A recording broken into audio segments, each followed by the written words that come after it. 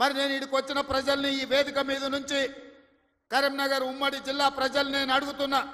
బండి సంజయ్ గారిని 2 సార్లు పార్లమెంటుకు పంపిస్తే ఆయన మంత్రి అయింది, కానీ ఈ కరీంనగర్ జిల్లాకు నరేంద్ర మోడీ నుంచి చిల్లి గవ్వైన తెచ్చిండా? ఈ కరీంనగర్ అభివృద్ధి కోసం వారు ఎప్పుడైనా పార్లమెంట్లో మాట్లాడిండా? మీరు ఆలోచన చెయ్యండి. అంతకంటే ముందు 3 సార్లు టీఆర్ఎస్ వాళ్ళని గెలిపించిండ్రు. వాళ్ళు గుండు సున్ననే ఈ కరీంనగర్ జిల్లాకి ఇచ్చింది.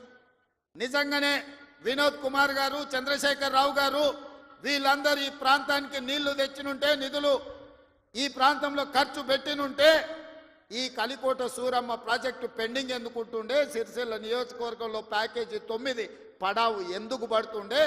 ఈ దేవుడు రాజన్న కోడె దూడలను ఇచ్చి కోరికలు నెరవేర్చే రాజన్న మందిరం 10 సంవత్సరాలు పడావు పడ్డట్టుగా ఎందుకు ఉంటుండే అని నేను ఈ మిత్రులను అడుగుతున్నా.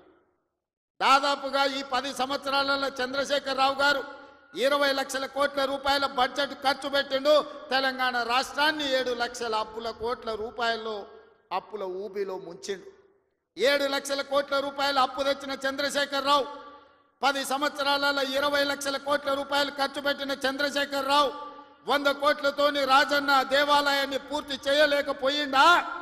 ప్యాకేజీ నెంబర్ 9 సిరిసిల్లలో ఎందుకు పడావు పడ్డది? కలికోట సూరమ్మ ప్రాజెక్ట్ ఎందుకు పూర్తి కాలేదో మీరు ఒక్కసారి ఆలోచన చేయండి.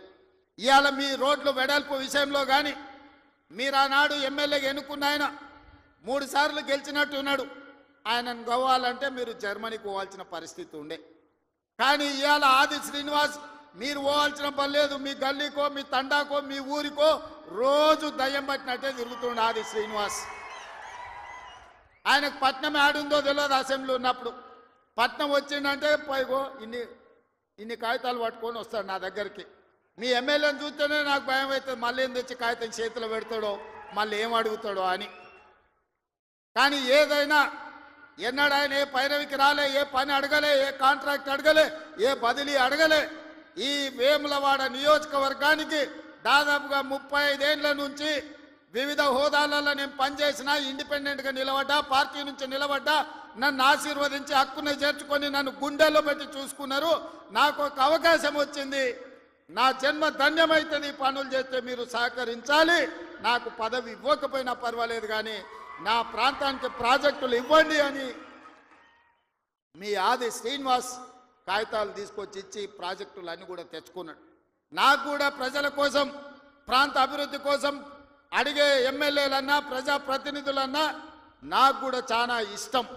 సిరిసిల్లలో అన్ని పనులు చెయ్యాలనుకున్నా, అంతా సవ్యంగా జరిగింది. కానీ సిరిసిల్లలో తప్పిదం జరగడం వల్ల ఈరోజు సిరిసిల్లలో కేకే మహేందర్ రెడ్డి మనకి ఎమ్మెల్యే కాలేదు. కానీ సిరిసిల్ల ప్రాంతాన్ని నిర్లక్ష్యం చేయదలుచుకోలే. సిరిసిల్ల ప్రాంతాన్ని అభివృద్ధి చేస్తాం, అందుకే మెడికల్ కాలేజ్ మంజూరు చేసినాం. అదేవిధంగా మా చేనేత కార్మికుల కోసం యాడ్ను డిపో రాజన్న సాక్షిగా వేములవాడలో ఈరోజు పెట్టినాం.